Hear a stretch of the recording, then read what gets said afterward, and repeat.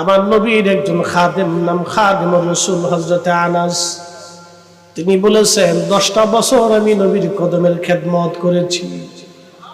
আল্লাহ, সাহাবীরা কখনো মিথ্যা কথা বলতেন না, সাহাবীরা কখনো মিথ্যা বলতেন না। খাদেমুর রাসূল বলতেছে 10টা বছর নবীর কদমের গোলামি করছি, 10টা বছর আমি খেদমত করেছি। 10টা বছরে আল্লাহর নবী কোনোদিন আমাকে একটা ধমক দেন নাই।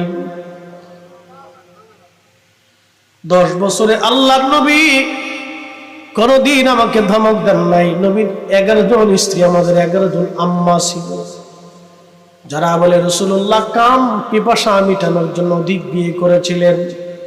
ওই যারো সন্তানদেরকে জানানো উচিত আমার নবীর প্রথম স্ত্রীর নাম আম্মা জান খাদিজাতুল কুবরা তাহেরা তাইয়্যিবা।